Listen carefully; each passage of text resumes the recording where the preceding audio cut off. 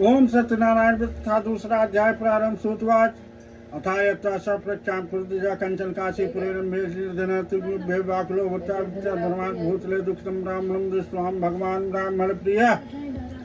श्री सूत जी बोले कि ऋषियों जिसने पहले समय में इस व्रत को किया है अब मैं बताऊंगा। सुंदर काशीपुर नगर में अति निर्धन ब्राह्मण रहता था। वह भूख और प्यास से बेचैन हुआ नित्य ही पृथ्वी पर घूमा करता था। ब्राह्मण से प्रेम करने वाले भगवान ने ब्राह्मणों को दुखी देखकर वृद्ध ब्राह्मणता प्रक्षाम किमंद्रम किमर्था भ्रमते विप्रमोह नित्यं दुःखितां ता सरसुभिक्षाम कथयते जिस सत्पमा ब्राह्मणवाद। बोले ब्राह्मण का रूप धर उसके पास जा आदर के साथ पूछा, हे विप्र मैं दुखी हुआ क्यों पृथ्वी पर घूमता है? हे श्रेष्ठ ब्राह्मण यह सब मुझसे कहो, मैं सुनना चाहता हूँ। ब्राह्मण बोला, मैं बहुत निर्धन ब्राह्मण हूँ, भिक्षा के लिए पृथ्वी पर निकला हूँ। उपाय न जाना सी कृपा कथि है प्रभु ब्राह्मण हुआ सत्यनारायण तथा विष्णु अंशित फल प्रदान तस्यते पूर्णम विप्रम पुरुष व्रत मुक्ताम यत्कृता सर्वकभ्यो मुक्तो बहुत मानव।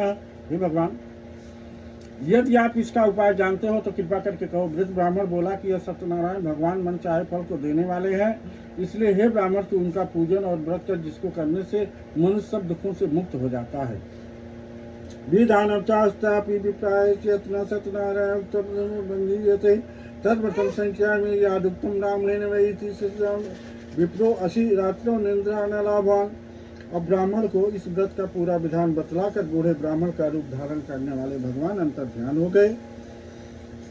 जिस व्रत को वृद्ध ब्राह्मण ने बतलाया है मैं उसको करूंगा, यह निश्चय करके उस ब्राह्मण को नींद नहीं आई। अब वो संकल्प कर लिया कि आज जो मैं कमाऊंगा उससे भगवान का पूजा करूंगा। तथा प्रातः समुत्थाय सत्यनारायण अमृतम करिष्यामि संकल्पम मिच्छावादिजम तस्मिन् आदिने विप्लवं प्रत्युद्रव्यमाप्तवान् तेनः बन्धु श्राद्ध सतस्य व्रतमाचरेत्। अब सवेरे ही उस सत्यनारायण का व्रत का निश्चय कर ब्राह्मण भिक्षा के लिए चला। उस दिन ब्राह्मण को भिक्षा में बहुत धन मिला, जिससे बंधुओं के साथ उसने सत्यनारायण का व्रत किया। पहले ब्राह्मण लोग को ये सब खेती बाड़ी धन दौलत से कुछ पड़ी नहीं थी। उनका केवल था कि भिक्षा मिलेगी उसी से खाऊंगा। सुदामा थे 5 घर में केवल जाते थे, 5 घर के 6वां घर नहीं जाते तो मिला तो सही, नहीं मिला तो भी सही। तो ब्राह्मण का पहले यही था, लेकिन न पहले जैसे अब दाता रह गए और निर्मिता रह गए। आज अगर मैं न करूं, न नौकरी करूं, न चाकरी करूं, कुछ न करूं तो मैं खाने की रह सकता हूं, खा पी पाऊंगा नहीं। आज कोई दान देने के लिए तैयार ही नहीं है। सीधी बात है, कहेंगे इसका एक पैसा हो गया। जो ब्राह्मणों की स्वर्ग में धोती सूखती थी, क्यों सूखती थी? उनके अंदर उतना सत्य था। आज झूठा भी बोलना पड़ता है ब्राह्मणों को। हल चला रहे हैं सब कुछ। हमारे पिताजी मर गए, हल चलाए नहीं। बोले मैं ब्राह्मण होकर के खेती नहीं करूंगा, हल की मुठियां नहीं पकड़ूंगा। लेकिन आज हमारे जमाने में हम लोग सब ने हल चलाया, लेकिन अब तो ये सब जमाना ही नहीं रह गया। अब तो सब ट्रैक्टर वैक्टर का जमाना हो गया, समझे। तो पहले वैसे दाता लोग थे, खिलाने पिलाने वाले थे, चलो ब्राह्मण को तकलीफ नहीं है। आज तो भैया ब्राह्मण किसी की जगह कहेंगे साला वो बना लिया है, धंधा हो गया, धंधा हो गया। तो इस व्रत के प्रभाव से वह सब दुखों से छूटकर अनेक प्रकार की संपत्तियों से युक्त हुआ। उस समय से तो वह ब्राह्मण प्रतिमा से इस व्रत को करता। इस तरह सत्यनारायण भगवान के लिए इस व्रत को करके मानव तो देव नहीं पत्थर। अगर हमारे अंदर श्रद्धा है, मैं भगवान श्रद्धा है कि भगवान की मैं कथा सुन रहा हूँ, जिससे हमको फल होगा, जरूर फल होगा। जब कहोगे अरे लोग का चारा है, चलो कर दो कर दो कर दो, तो वो ऐसे ही कर दो कर दो कर दो में ही चला जाता है।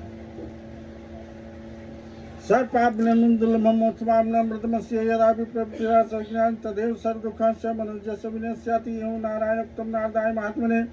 वह ब्राह्मण पापों से छूटकर मोक्ष को प्राप्त हुआ। आगे भी पृथ्वी पर जो सत्यनारायण का व्रत करेगा तो वह मनुष्य भी सब पापों से छूट जाएगा। इस तरह नारद मुनि से नारायण का कहा हुआ व्रत मैंने तुमसे कहा, हे विप्रो अब क्या कहूँ। आज विनोद के देखो, हमको 1 मिनट के लिए नहीं छोड़ते। कुछ होगा अंकल ये करे, कैसे करें अंकल, यहाँ मेरे को तकलीफ है, यहाँ ऐसा हो रहा है, यहाँ वैसा, कुछ भी होगा आधी रात को फोन कर अंकल ऐसा है। लेकिन आज काम करते रहे। आज देखो कैसा बन रहे हैं, लेकिन धर्म अगर कर दूंगा ऐसा तुमको करना है तो तैयार, करेंगे। ऐसा करना है तो तैयार। वह ब्राह्मण,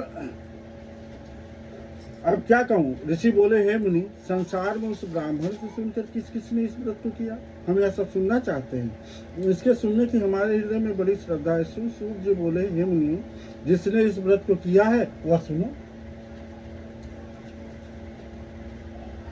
बंध वे सजना व्रतम कृता समुद्रता स्वंत्रे तारकाले काष्ठकाष्ठता समागता वायुचष्टं च संस्थाय विप्राय सग्रिमाय उत्तिष्ठं प्रेरितात्मा च दृष्टं विप्रं कृतं व्रतम्। एक समय यह ब्राह्मण धन और ऐश्वर्य के अनुसार बंधु बंधुओं के साथ व्रत करने को उद्यत हुआ, तैयार हुआ। उसी समय एक लकड़ी बेचने वाला आया और बाहर लकड़ियों को रखकर ब्राह्मण के घर गया। प्यास से दुखी लकड़हारे ने ब्राह्मण को व्रत करते हुए देखा। प्राणिपत्ता किम प्लप्नोति विस्तार में प्रभु विप्रा सत्यनारायण सर्वतम सर्वे भी अपदम तस्या प्रसादन में सब धन धान का महत।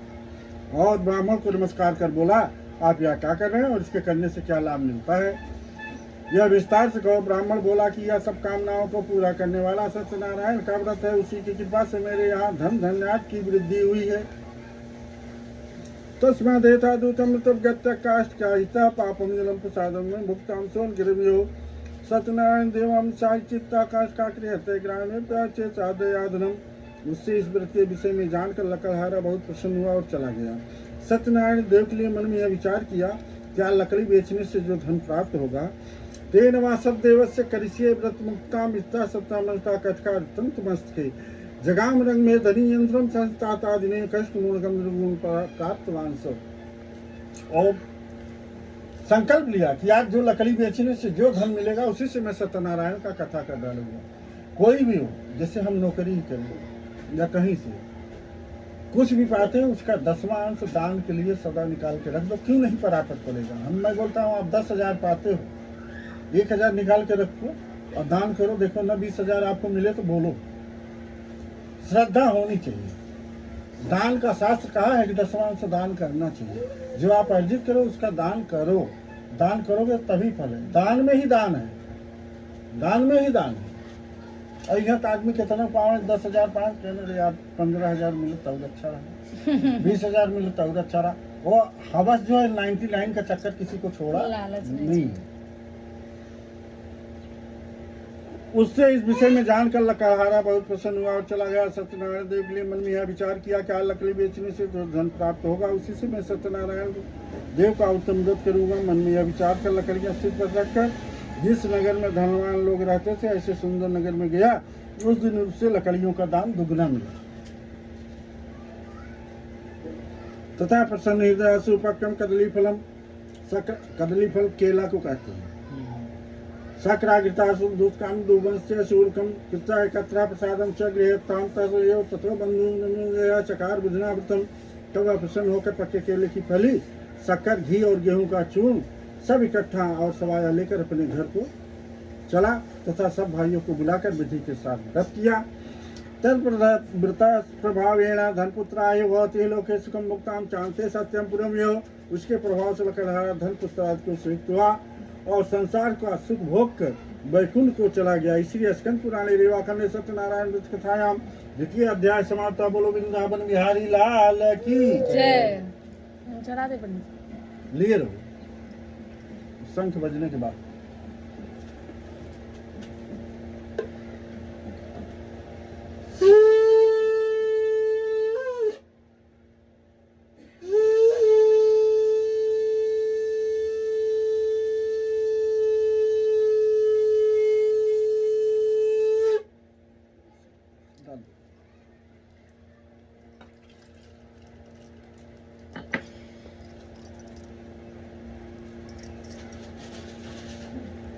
अब रेनू ठाना है तुमको, मैं अगले साल फिर कथा सुनाने आऊंगा, टेंशन मत लेना। हाँ।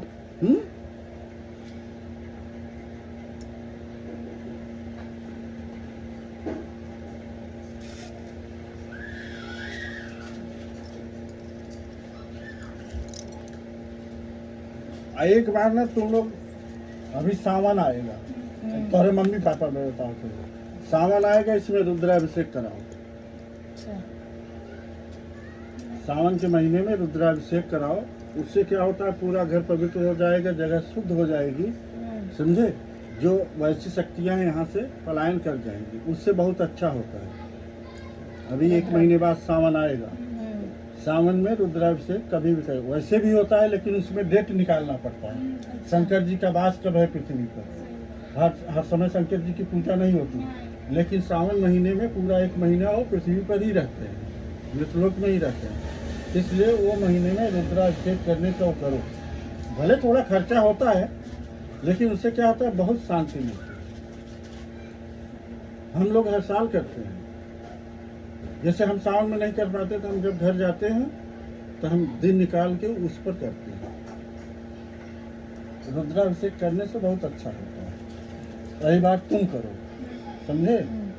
दोनों जन बैठ के रुद्राभिषेक, थोड़ा उसमें खर्चा जाएगा भाई, देखो ये बताने का बता दे रहा हूँ, लेकिन उसमें करोगे तो बहुत अच्छा होता है। क्यों, रोग दोष है सब पलायन कर जाएगा। ओम सत्यनारायण। मैं गए साल नहीं कर पाया था, गए जनवरी में मैं जाकर बहुत बड़ा भंडारा किया था। ये जनवरी में हमारे भाई साहब खत्म हो गए, मैं कुछ नहीं कर पाया, मेरे छोटे थे। तो बिट्टी मेरी बोली कि पापा अभी तो कैसे करोगे, अभी रुद्राभिषेक तो नहीं हो पाया। हम कहा बेटा अभी तो रुको, ठीक हम कर देंगे, ऐसा कुछ नहीं। लेकिन हमारे बिट्टी बराबर ध्यान रहता है, पापा ये नहीं हुआ, वो नहीं हुआ, देखते हैं ना वो लोग। ओम सत्यनारायण। तीसरा अध्याय प्रारंभ। सूर्य बुरे पुनर्गे अच्छामी सुरुद्रम मुनि सप्तमा पुराउल कामुखाना मैंने पश्चे महीपति जितेंद्र सत्यवादी आय देवालय प्रतिदिन दिन धन दत्ता जी आसुधि। श्री सूर्य जी बोले, हे श्रेष्ठ मुनियों, अब आगे की कथा कहता हूँ, सुनो। पहले समय में एक उल्कामुख नाम का एक बुद्धिमान राजा था। वह सत्यवक्ता और जितेंद्री था। प्रतिदिन देवस्थान में जाता तथा ब्राह्मणों को धन देकर संतुष्ट करता था। भाई तस्या प्रभुच सरोज बदना सती भद्रशीला नदी तीरे सत्य प्रथमाचरत स्मृति तात्र साधु का समागत के पर उसकी स्त्री कमल के समान मुख वाली और सती साध्वी थी। भद्रशीला नदी के किनारे उन दोनों ने सत्यनारायण का व्रत किया। उस समय में वहां पर एक साधु वैश्य आया, जिसके पास व्यापार के लिए बहुत प्रकार का धन था। पहले बनिया लोग क्या करते थे, एक नगर से दूसरे नगर में धंधा करने के लिए जाते थे। अब तो सब दुकान खोल के बैठ गए हैं, लेकिन यहाँ नगर से दूसरे नगर में जाने को कमाई गए।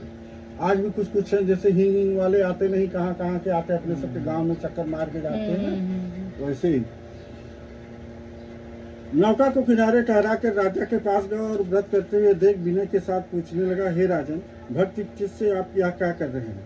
मेरी सुनने की इच्छा है, यह आज मुझे बताएंगे। राजा वाच पूजने किते साधु विष्णुतुलते पुत्रम सुजने साधा पुत्रायण काम्यम भूपस्य वचनम सुत्ता साधु प्रवास साधनम सर कथिम ते राजकरी संबोधितम। राजा बोला, हे साधु, अपने बंधुओं के साथ पुत्राज की प्राप्ति के लिए महाशक्तिमान सत्यनारायण भगवान का व्रत व पूजन किया जा रहा है। राजा का वचन सुन साधु आदर से बोला, हे राजन, मुझसे यह सब विधान कहो, मैं भी तुम्हारे कथन के अनुसार करूंगा।